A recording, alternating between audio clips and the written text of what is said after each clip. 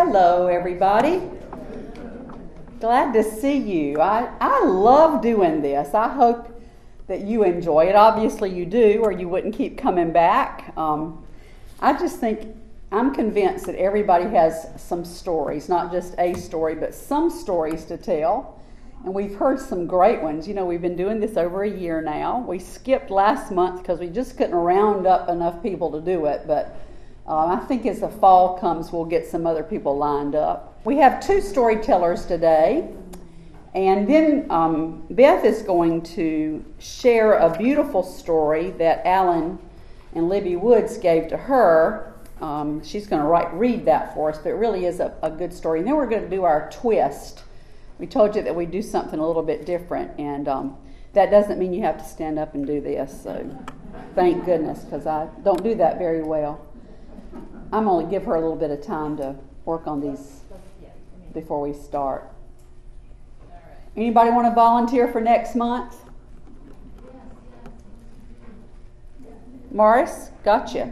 Okay, we got Morris Gordon. He's done one, and it was a great story. So we'll take Morris again. And I can do that. Got a couple of other people I think that are lined up. May I tell who's doing it next month? Mary Cates. And I'm not sure about the other person. She hasn't nodded yet, so I won't say her name. Mary's nodding, though. This one doesn't work. Doesn't work? Okay. Sorry. I'm sorry, too. Yeah. Okay, well, let's go ahead and get started then. Our first storyteller today is Bill Hammis, and he's going to tell us about serving in the Chairborne Infantry. I've already heard this story. It's really funny. How long have you been at Springmore? 18 years. 18 years. Wow. He has some Springmore stories. No.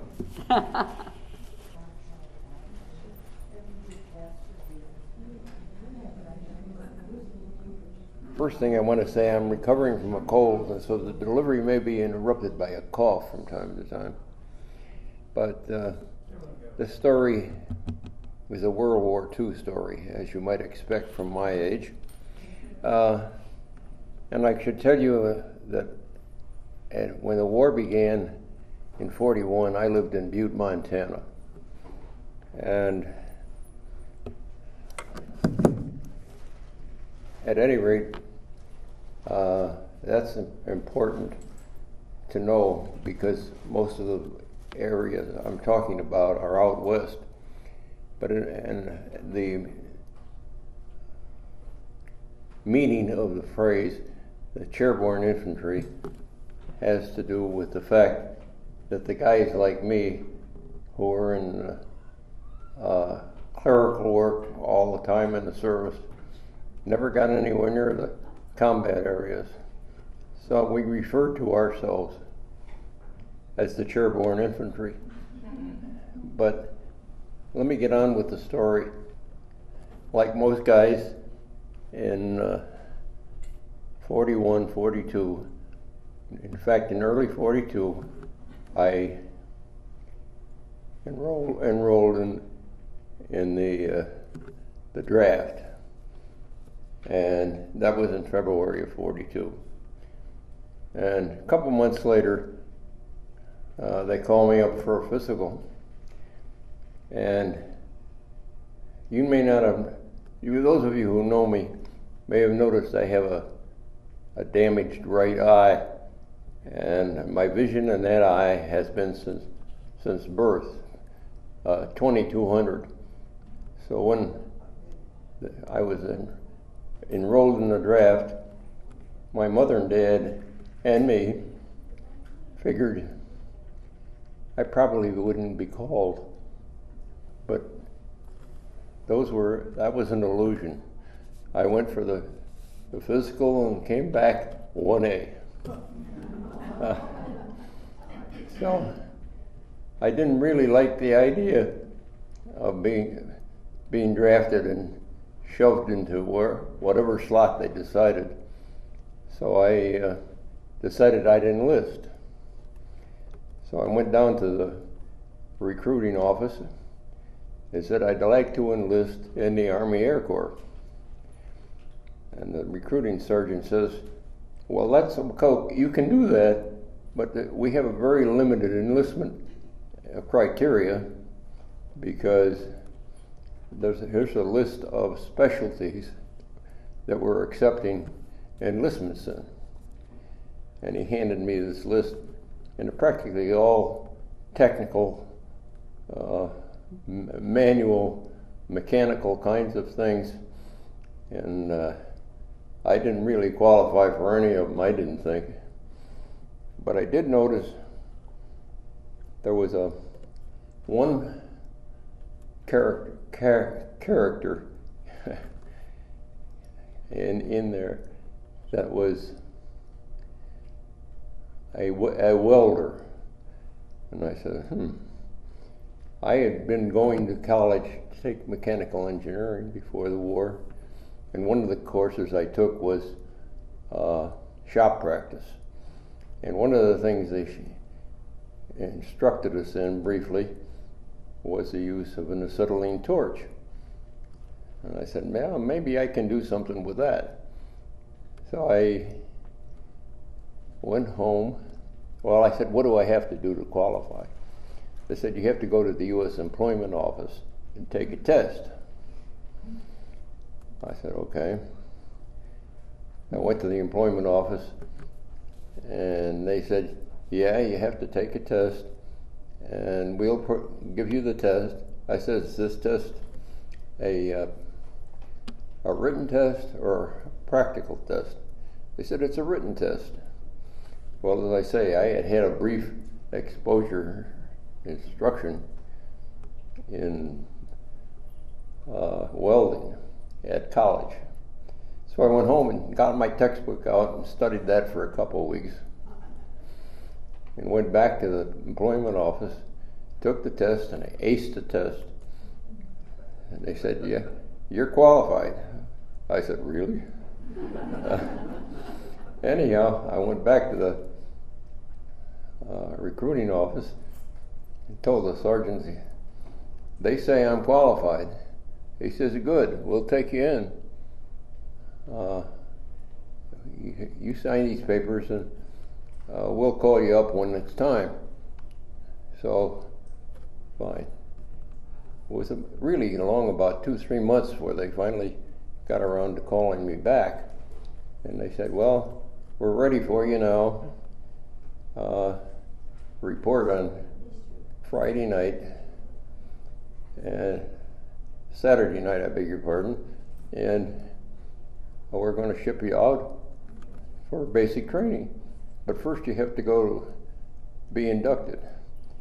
I said, where do I go? They said, well, you take the train and you go down to Salt Lake City. So I go to Fort Douglas in Salt Lake City to get indoctrinated. And I arrived in the middle of the night, freezing cold, naturally. And we went through the routine of issuing uniforms, getting shots, and all that good stuff. And after about 3-4 days, they said, okay, you're going for basic training. Where am I going? You're going to Las Vegas, Nevada. Garden spot of the world. But it wasn't the Las Vegas that we know. In those days, it was a bunch of bars with gambling rooms in the back. But it was all legal, but it wasn't anything like it is now. It didn't much matter anyhow, because when I went for basic training at the air base there, you couldn't get off the base for 10 weeks, I think it was, while you were going through basic training. So anyway, at the end of the training period, they had to give everybody some kind of an assignment. And they said, we're going to assign you to a school here in Las Vegas. It's going to be an aircraft engine mechanics school. I don't know how they arrived at that, except I had been taking engineering in college, and maybe that tipped him off. So I went to aircraft engine mechanic school. And that went in about 8 or 10 weeks. They put me out on the flight line to work with a crew chief servicing one of the planes.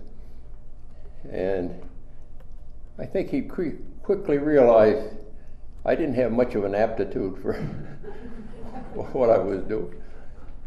So I worked there for a few weeks, and they called me in and they said, "We're going to send you to another school." Oh, what school is this? It's a clerical school.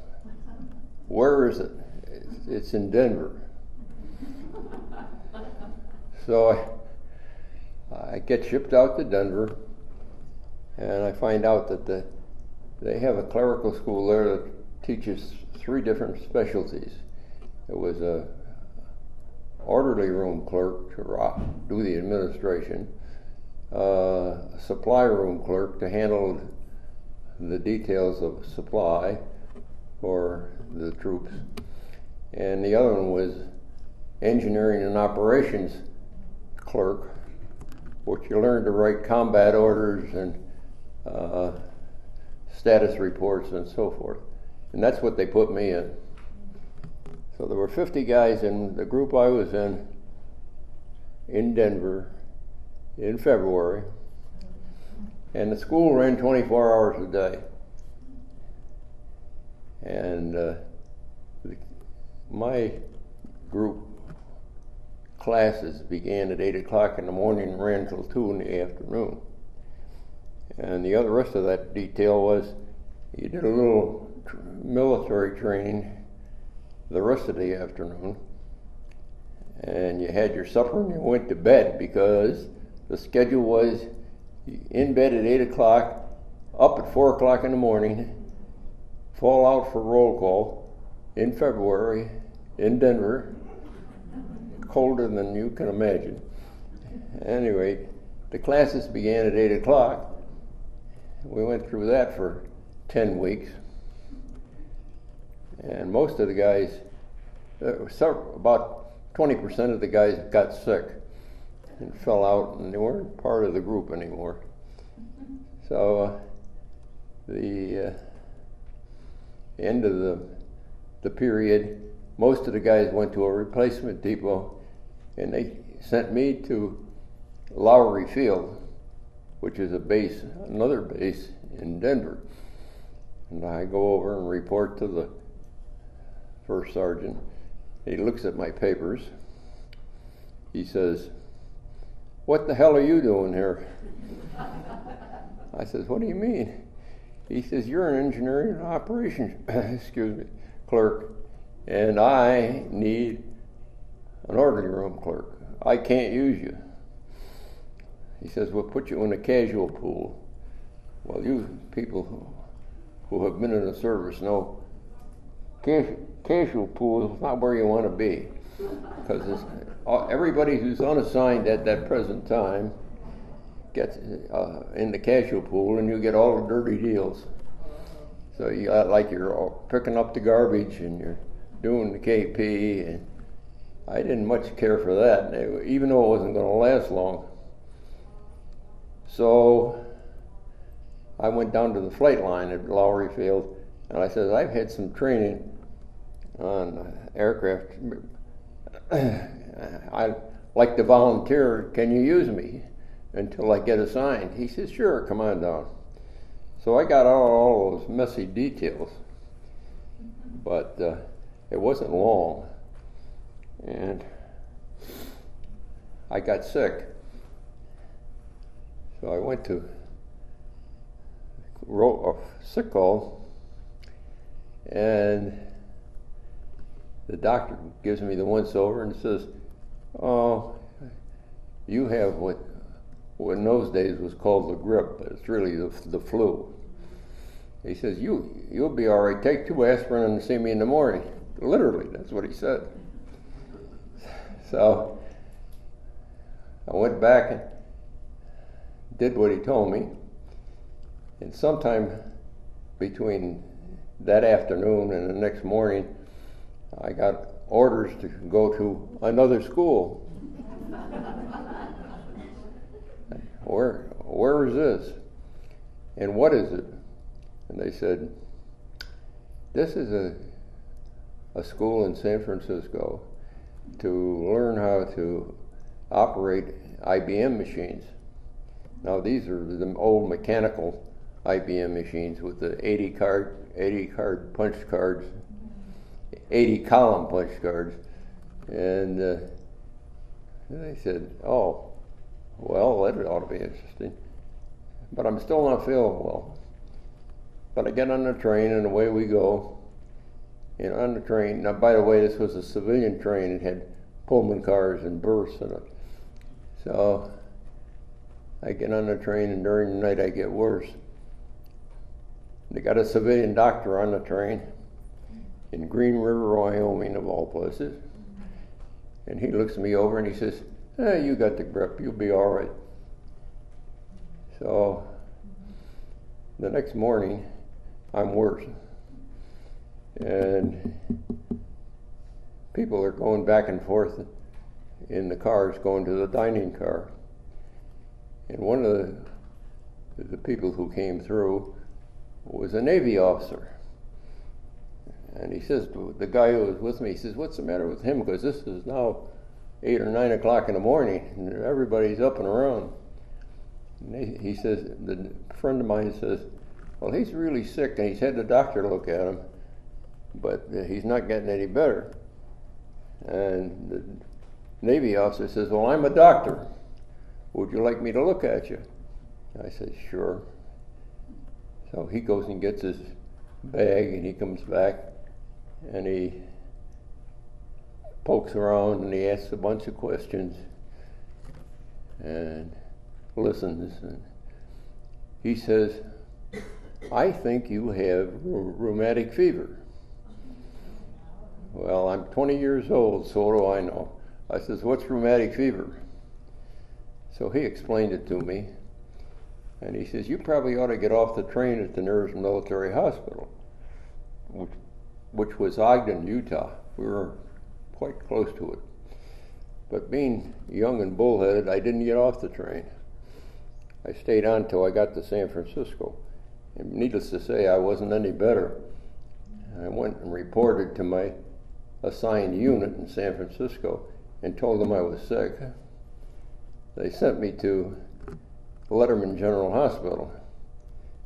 And they looked me all over, a couple days worth of tests and so forth.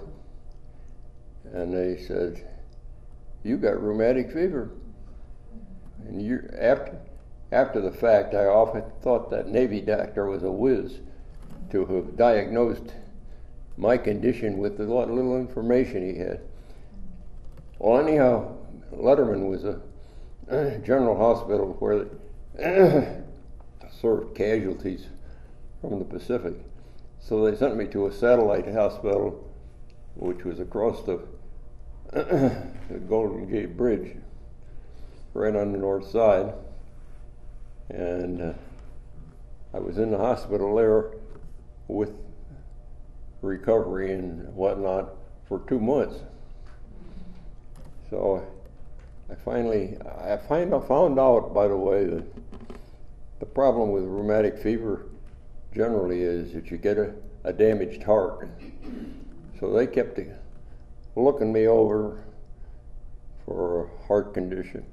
They had cardiograms in those days, and they kept giving me a cardiogram every 2 or 3 days. I finally recovered from the fever, but I was weak, and they kept me on. And finally they said, well, you're about as good as you're going to be, but you're still weak. We're going to send you home on leave for 3 weeks. 3 weeks in the middle of the war. Anyhow, I went home for 3 weeks and came back to the unit I had been assigned to back 3 months earlier, and showed up, and they said, where'd you come from? Because I had, nobody knew me because I just walked in, reported to the sergeant, they sent me to the hospital, and I was an unknown. So anyhow, they took a few days, and they said, well, oh, by the way, the school I had been assigned to had closed up. It was no longer in existence. So they didn't know what the heck to do with me. So they said, well, we're going to keep you here as part of the permanent party of this organization, which was a statistical control unit, which I had never heard of, but it turned out to be fairly important. At any rate, I spent a year and a half in that assignment in San Francisco, and I must tell you, it was an Air Force headquarters located in a former office building in the heart of downtown San Francisco.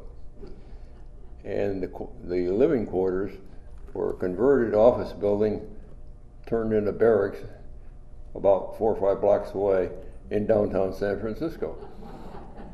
I mean, it was a really tough assignment. And what's more, I got assigned to work a permanent midnight to 8 shift. And that sounds awful. And it sounded awful to me at the time, but it turned out to be great because you didn't have any routine military duties to perform because you were sleeping during the daytime.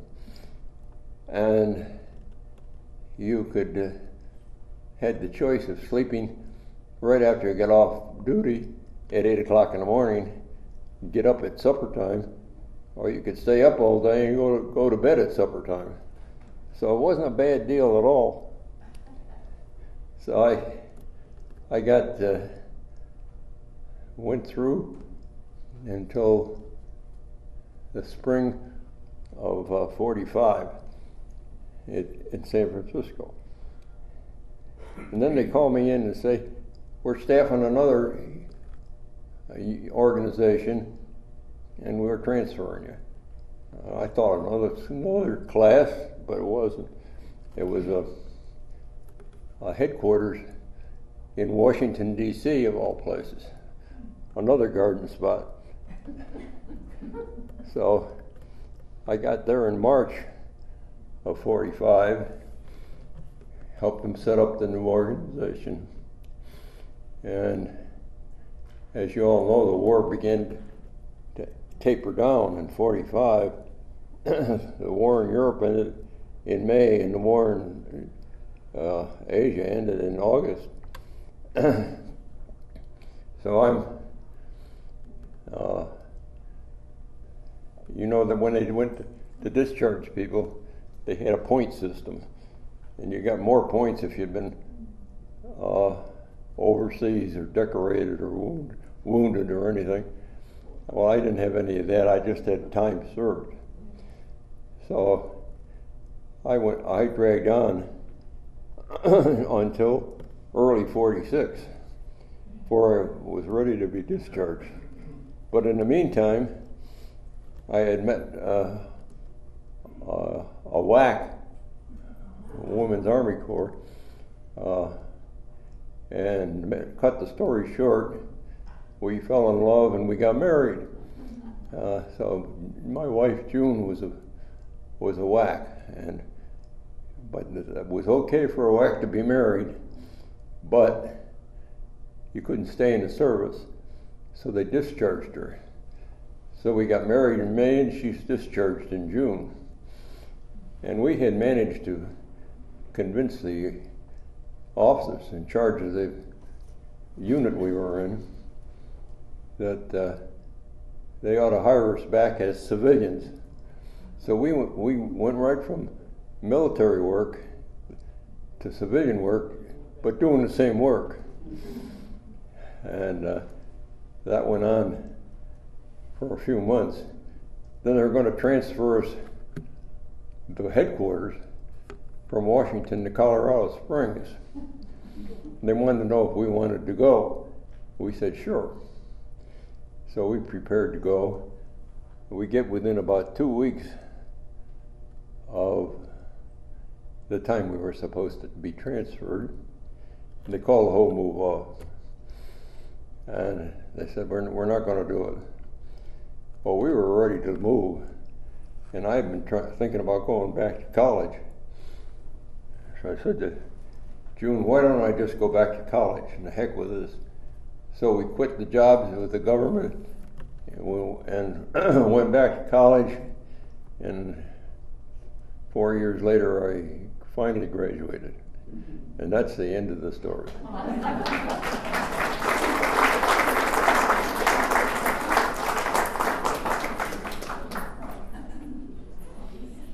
Thank you, Bill. Those war stories take on all kinds of literal twists and turns, don't they? I could just picture a map going all over the United States. That was interesting. I'm sure that June is glad you took the twists and turns you took to end up where you did. Alan's going to come and share a story now, and I forgot the name of it. What is it? I forgot. Nonsense. Okay. And such. Well, Bill, you're a tough act to follow. I'm not going to tell you a story. I'm going to tell you some nonsense. A British novelist said that a little nonsense now and then is relished by the wisest men. And since the wisest people are here today, I'm going to tell you some nonsense. Let me take you back to the days when we were kids and we learned a lot of nonsense. Do you remember ABCD goldfish? LMNO goldfish. OSMR goldfish, AB. Or, do you remember the round? We went to the animal fair, the birds and the bees were there, the big baboon with the light of the moon was combing his auburn hair. The monkey, he got drunk, sat down on the elephant's trunk. The elephant sneezed, went down on his knees, and that was the end of the monk, the monk, the monk. See, I know some of you know that. Or, sipping cider through the straw. That's the way I got my mother-in-law. She sipped first and I sipped last. She got the most because she sipped so fast. Or Cy and I went down to the circus. Cy got hit with a rolling pin. Said I to Cy, we'll get even with the circus. We'll buy 2 tickets and we won't go in. And then you remember those Burma Shave signs? In 1950, there were over 7,000 of them across the United States. Burma Shave was such a boon, they passed the bride and kissed the groom. Of course, that wouldn't be unusual today. Violets are blue, roses are pink on the graves of those who drive and drink. Or she eyed the beard and said no dice. The wedding's off, I'll cook the rice.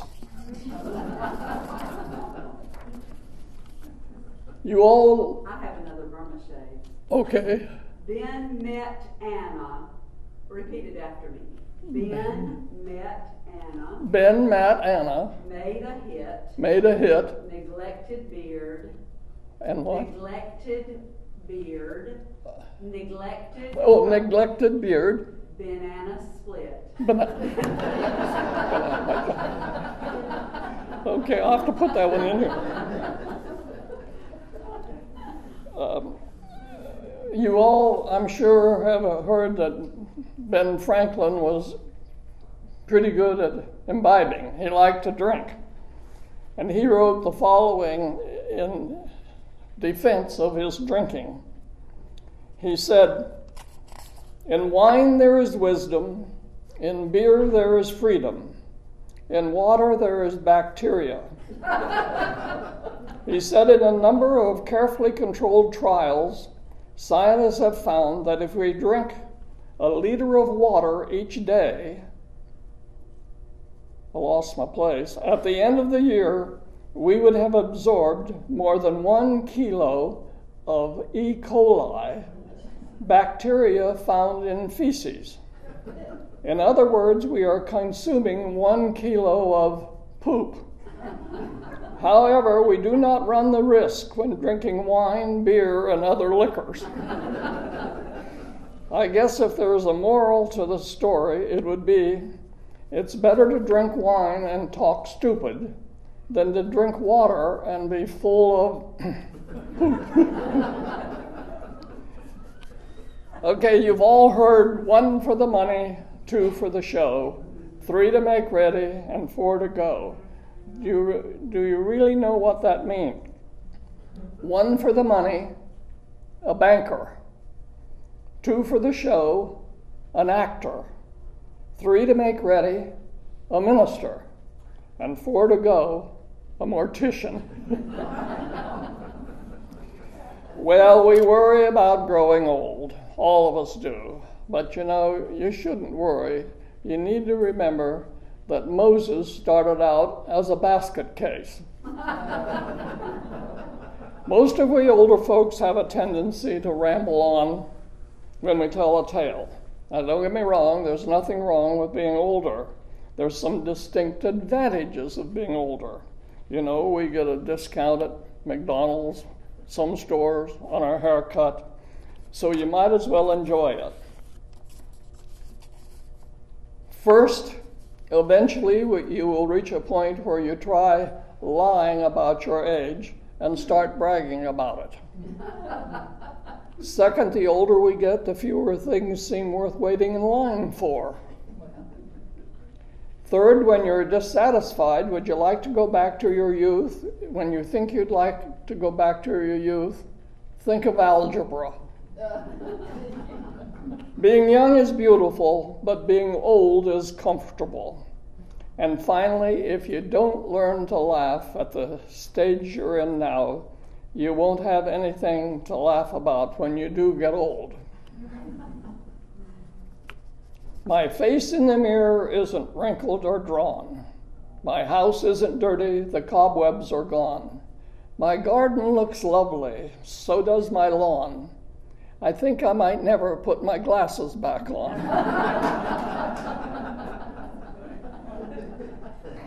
It's been said that the secret of staying young is to live honest, eat slowly, and exercise daily. Now, you know how they push exercise here at Springmore. Let me tell you an easy way to exercise. You put a block in the center of the room, any kind of a block. You walk around it twice, and then you relax. And if somebody says, "Did you exercise today?" you can say you walked around the block twice.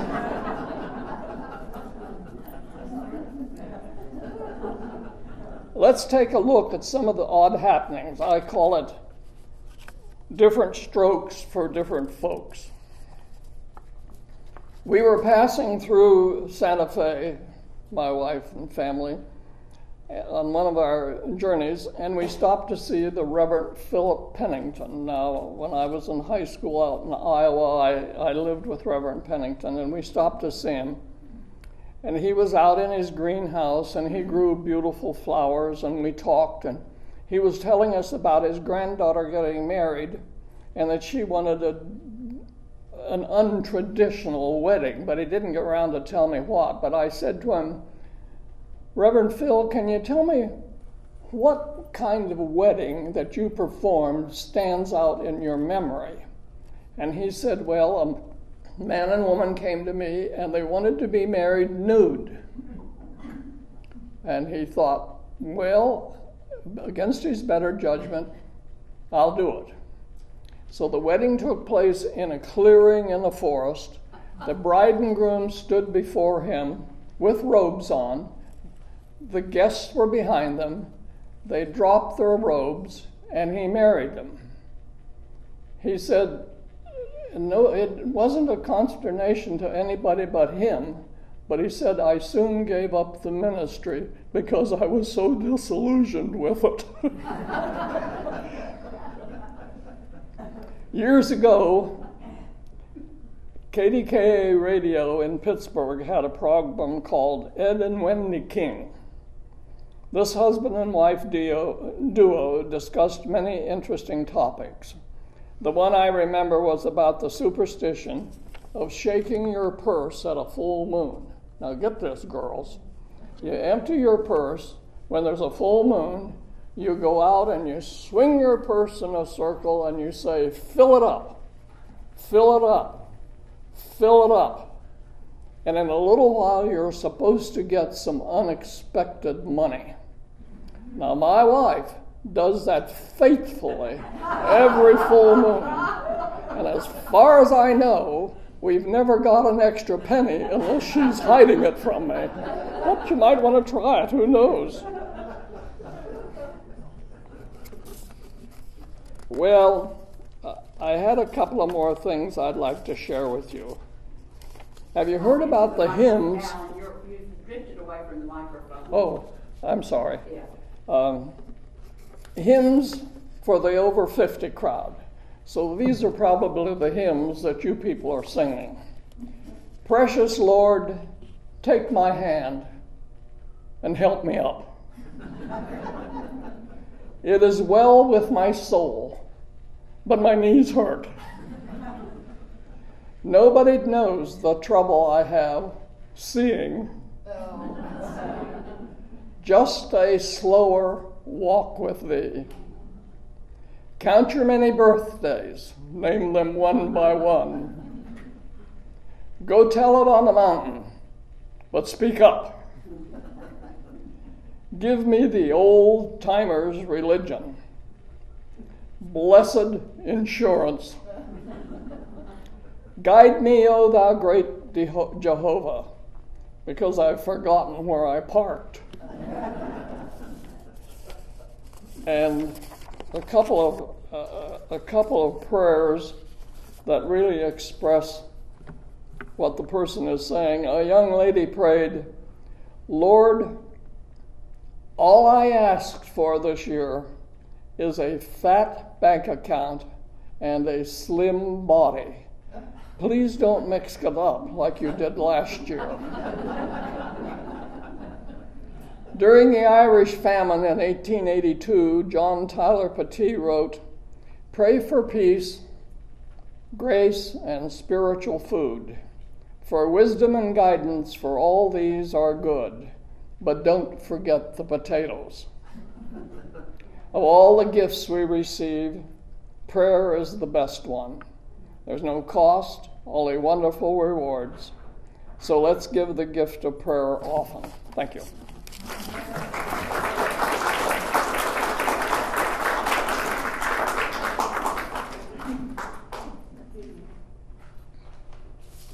Well, now for the twist. You were promised a twist in today's story. Tell me a story.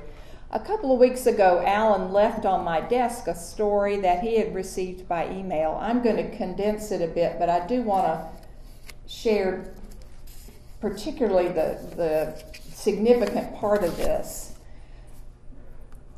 You know, significant events happen in history, in our country or around the world, and they affect us personally. And it is as we hear personal stories attached to very significant historical events that we begin to see something very important for our own lives. This story was written by an unnamed flight attendant, I don't know if it was a man or a woman, on a Delta flight from Frankfurt, Germany to the United States. The flight was making this journey on September 11th, 2001. And that is a significant day, yes, in our history. They found out just in a very brief message that they were going to need to land as soon as possible. And so the pilot determined that the best thing to do was to turn around and fly 400 miles and land in Gander, Newfoundland. they wondered what they would tell the passengers, and so they determined that they would just say, we're having a simple instrument problem, so we need to land as soon as possible. Obviously, they're going to know they're turning around. That they really didn't know why they were being told to land anyway. So they landed at Gander, and when they landed, there were about 20 other planes already on the tarmac there from different countries. And so the crew knew they could no longer bluff. So they had received a little more information that there were some terrorist activities in New York City that were involving airplane hijackings. So they were able to say to the passengers, you can tell that not everybody must be having instrument trouble. Let us tell you what little we know. And so they shared this information, and they said, we are here until we're given further information. This was about 12:30 Newfoundland time, 12:30 in the afternoon Newfoundland time on September 11th. They sat there, and they sat there, and they sat there. People tried to use their cell phones, and for different reasons were not able to make contact with anybody. The aircraft radio apparently was working enough that they could get a little bit of information, the crew could. But they still didn't really know why they were there. Why had they been asked to turn around? They were given the information that ground control there in Gander would be coming around to each plane and allowing them to deplane. But by the time everybody arrived, there were 53 airplanes at this airport. This is a community of 10,400 people. That's how many live there. And they discovered that once the Red Cross was able to inventory all of these planes, there were 10,500 passengers. Isn't that incredible that it come? Well, they were told that evening about 6 o'clock that they would be able to deplane the next morning at 11. So they would need to stay on the plane all night long. They were going to receive some lavatory services and water, and there was medical attention available. This particular flight attendant said, we had no medical emergencies. We did have one young lady who was 33 weeks pregnant. And so we took really good care of her over that night, as you can imagine. The next morning, about 10:30, a convoy of 12 school buses showed up for their plane, took them off the plane, took the crew to a hotel. So the crew was separated from the passengers, and over the next several days, they really didn't know where the passengers had gone. They knew that the Canadian government was going to take care of everybody, but they just were not in communication with each other. When they got off the plane, they had to go through immigration, of course, through customs, and then they registered with the Red Cross. So that would enable all of these people who could not communicate with their family members to at least be on a registry someplace. I can only imagine how anxious family members were when the flight did not arrive at its destination. But the incredible part of this story is what the citizens of Gander, Newfoundland, and the communities around Gander did for all these 10,500 people. Can you imagine? You're living in a community that doubled in population in one day. What happened is that, of course, they canceled school because they needed the schools in order to house people. The high school students were required to volunteer to help all of these guests. And so this particular plane, Delta Flight 15, went to a small town called Lewisport. And there, the older passengers were taken into private homes. Those who were able to sleep on cots or on air mattresses went to the local schools and slept. The bakeries stayed open to make fresh bread for the people. There were trips that the citizens of Lewisport took these passengers on so that they could see some of the sights. I imagine they never dreamed they'd be in Newfoundland in September. They were allowed to use the phone and to email once a day, so they were able to reestablish contact with family. The food was always prepared for them, or they were taken to restaurants where they could have food. They were given tokens to use the laundromat. Everything that they possibly needed was thought about. This young lady who was pregnant was being cared for in a home right across from an urgent care facility. So she was being well looked after. Well, they found all of this out when they regathered after a couple of days later. They came back, were brought back to the airport, and it was as if these folks had been together all of their lives. You can imagine such an anxiety-producing situation draws people together. And they had gotten to know each other, had exchanged phone numbers and addresses. Well, when they gathered back together, one of the passengers asked if he could use the microphone and make an announcement over the airplane PA. That is not normally granted, but in this case, they did allow this person to do that. And, let's see, let me find my place here. He said that he was going to set up a trust fund under the name Delta 15. That was the name of their flight. The purpose of the trust fund, he said, is to provide college scholarships for the high school students of Lewisport, Newfoundland. He asked for them to make donations of any amount, and when they had circulated the pledges, the information, they had collected over $14,000. He was a medical doctor from Virginia, and he promised to match whatever they donated. And then he also sent this idea to Delta, and they also contributed to this. So at the time of the writing of this, they had accumulated $1.5 million of money that had already assisted 134 students in their college education. This flight attendant says, "I just wanted to share this story because we need good stories right now, don't we? It gives me a little bit of hope to know that some people in a faraway place were kind to some strangers who literally dropped in on them. It reminds me how much good there is in the world."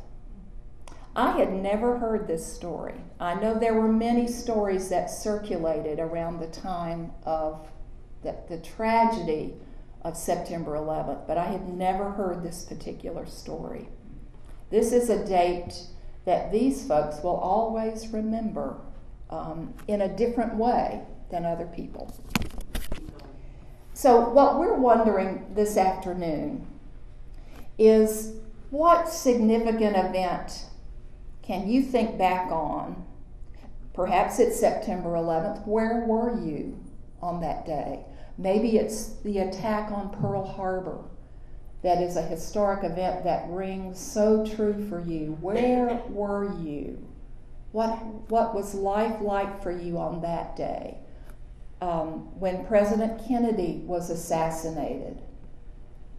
What were some of the other things you thought of? Okay, yeah.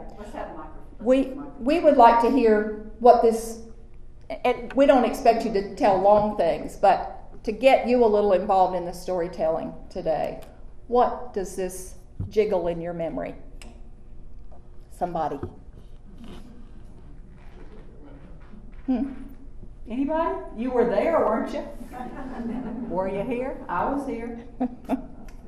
Okay. All right. All right. Okay. Phil? Here, Phil. I know what you mean. Is this on? Yeah. Speak closely to it. Okay. May the 8th, 1945, the European war quit, and we heard from the Italians. I was in Italy, in the Brenta Pass, and we heard from the Italians. Excuse me. was over before we heard it officially through the Army channel. We had been on an advance from south of Bologna all the way up into the Brenner Pass. And we were told this was to spend the next day here, and they took us around and said, "Okay, Lunsford, you sleep in this stone chicken coop." And I did for 24 hours. Who else? Joyce said. Go ahead. Yours is good. I know what you're I going to was tell. just trying to get it started. In 9/11, you said that day, I bet you all remember something about that. We were in Taiwan that day, and people came across the street everywhere we went. People said, "You look like Americans. We're so sorry that happened," and they hugged us and they congratulated us and said they hoped that things were going to go better. So, what was it for you? Who else? I remember when the moon landing happened. Do you remember where you were then? Do you remember that? Tell me, where were you when the moon landing happened? I was at work. You were at work? What time of day was it? I think it was about 11 o'clock in the morning. It was in the middle of the night. It was. It was in the middle of the night. Anybody else remember that? I'll tell you how I know that. I was at governor's school, and we stayed up. There was one television in our dorm. It was at Salem College in Winston-Salem, and there was one television in the dorm, and we stayed up and went down in the basement and watched them. I guess maybe that was when he stepped out onto the moon. That might have been. It might have landed earlier, but when they stepped out on the moon. I'll never forget that, going down with the other girls at governor's school. Got Becky over here. Who else? Becky said she was in her living room. You were in that. Okay. I don't know. I can't tell anything else. You just remember being there. Yeah. How about Pearl Harbor? Who remembers that? Come on, y'all. Bob? All right, here. But I don't know much. Here. Take it. Anybody else? Here, Kitty's got it. Okay, Kitty. I was just sitting here thinking, and I remember I was in a living room at our house in Ithaca, New York.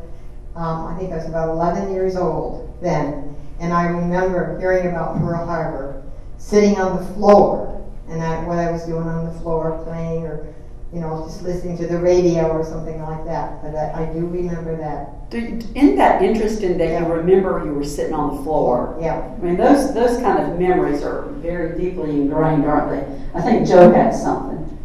Well, it's really not very important, but it has to do with Pearl Harbor. I was at West Point at the time, and we'd gone to the movies and the gymnasium. When we came out, people were talking about bombing Pearl Harbor.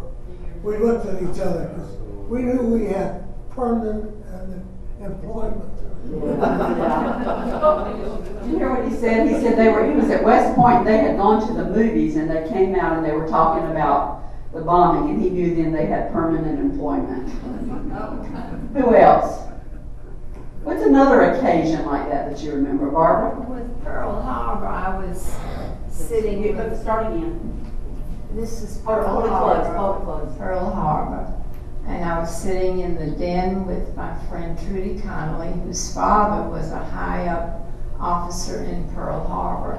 And they didn't learn until the next afternoon what had happened to him or whether he was alive.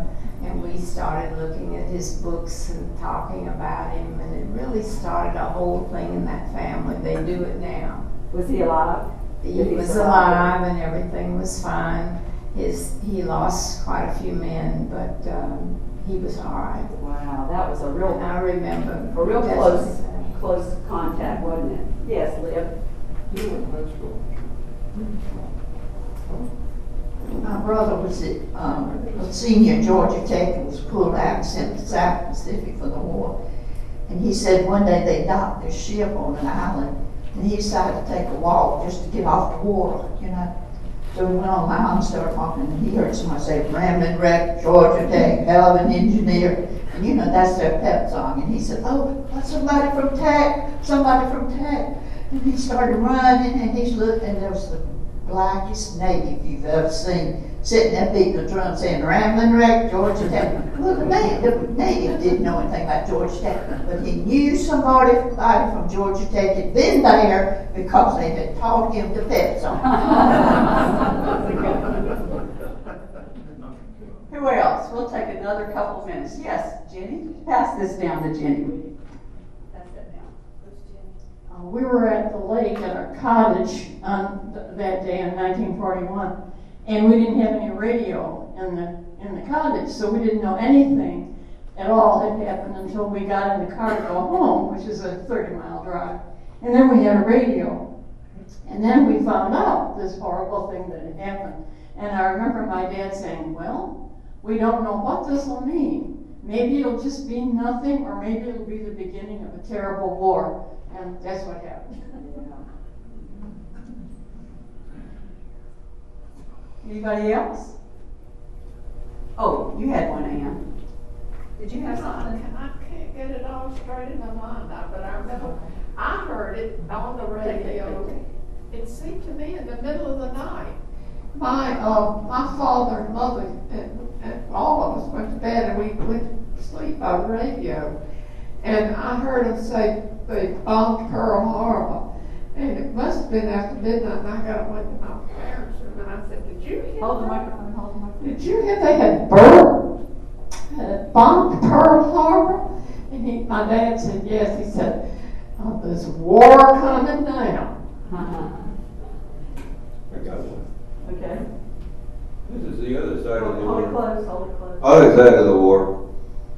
In May of '45, the war in Europe ended, and it was announced in the U.S. in the evening, in one day in May 8th, I guess. I had to, was home, I had to go back to Washington on the train.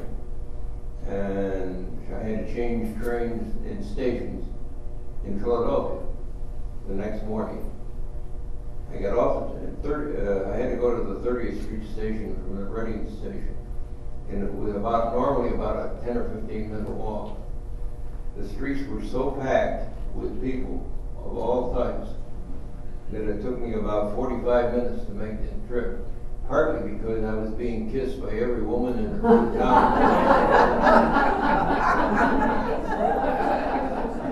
She didn't hurt, he did. I walked slow. Becky Leader has one.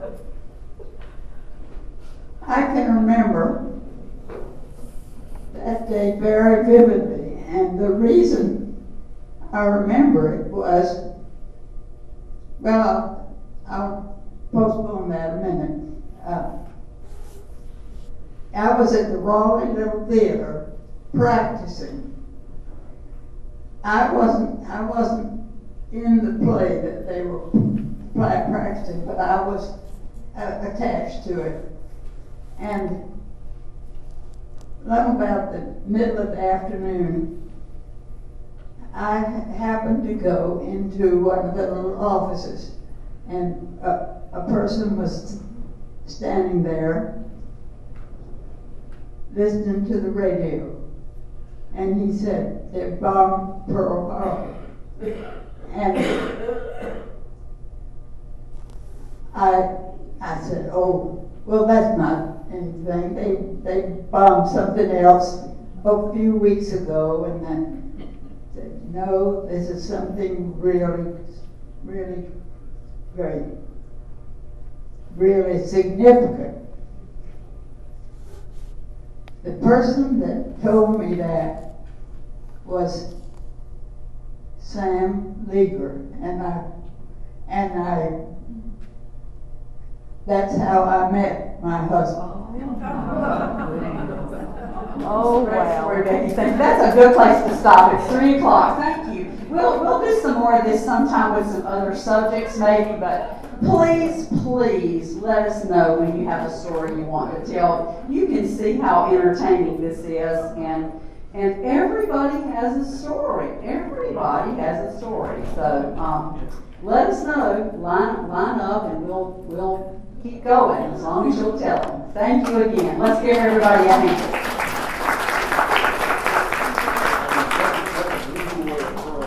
That's right. That's what I heard.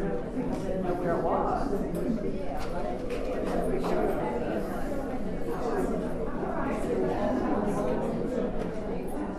Except the people who were there, and they knew it, didn't they?